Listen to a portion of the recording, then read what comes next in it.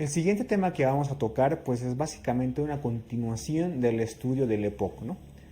El tema que nos toca llevar ahora son las exacerbaciones de la enfermedad pulmonar obstructiva crónica. Bien, las exacerbaciones del EPOC pues son parte de su historia natural de la enfermedad. Es decir, un paciente una vez que esté diagnosticado de EPOC, muy probablemente durante el resto de su vida, hasta fases finales de la enfermedad, vaya a sufrir ciertas exacerbaciones. Por eso te indico que son parte de la historia natural de la enfermedad. ¿Cómo definimos a la exacerbación del EPOC?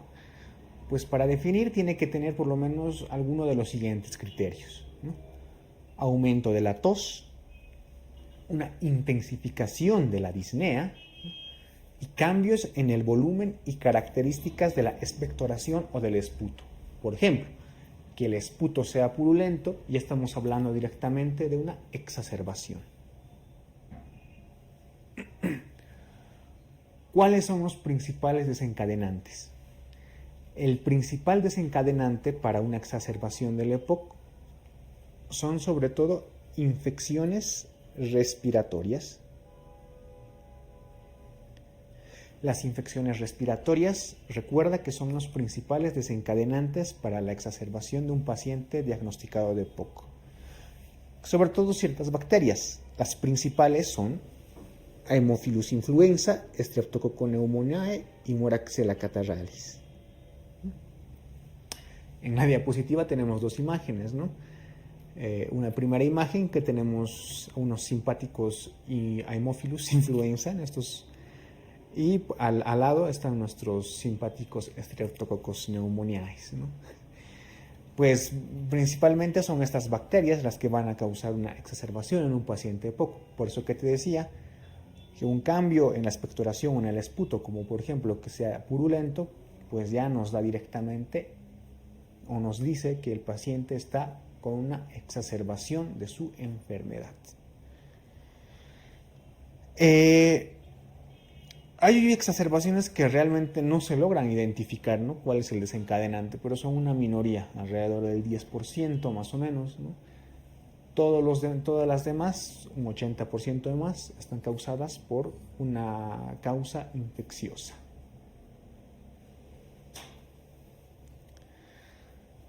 El tratamiento de la exacerbación del EPOC.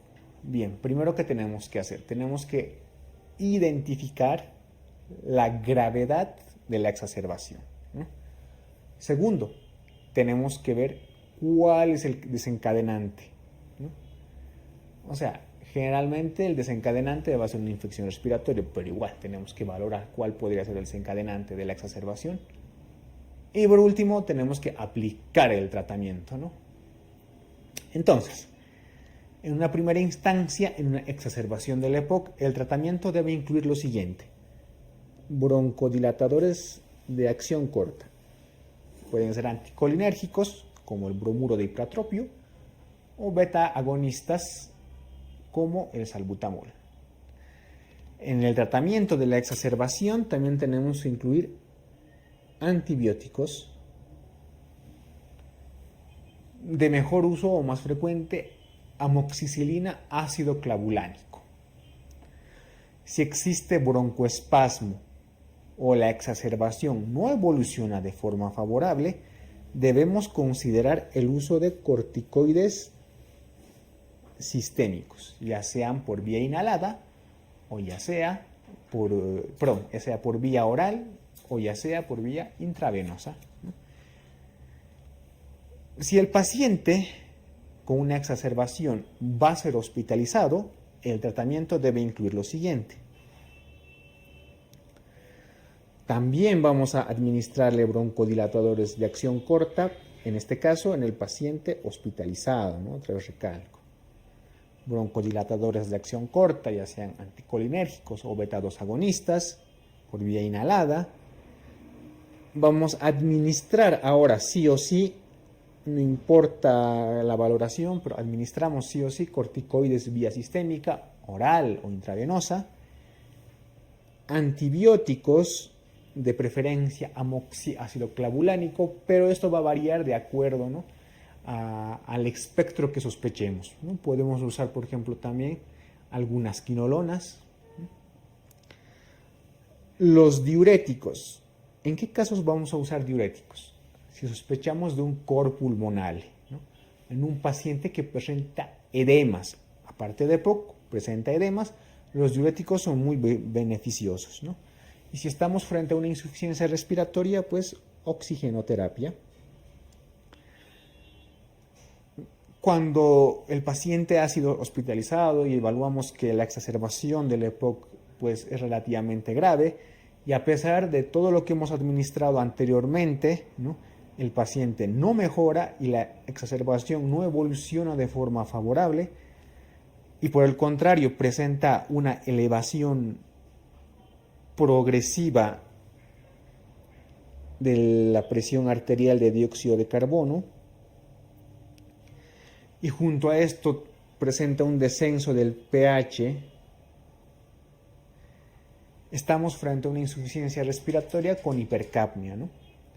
Y que además, si el paciente presenta un deterioro de la conciencia, hay que valorar la aplicación de la ventilación mecánica, ¿no? Entonces, el tratamiento de la exacerbación del EPOC, broncodilatadores de acción corta, antibióticos, corticoides. Si está hospitalizado, al margen de los tres, broncodilatadores de acción corta, corticoides vía sistémicas y los antibióticos, analizamos si podemos administrar diuréticos en el caso de que el paciente tenga un cor pulmonal, es decir, edemas en miembros inferiores, y oxigenoterapia, estamos frente a una insuficiencia respiratoria. Si a pesar de eso el paciente no mejora y la exacerbación no evoluciona y tenemos una hipercapnia considerable con un descenso del pH, o si el paciente pues, tiene una alteración del nivel de conciencia, valoramos la aplicación de la ventilación mecánica.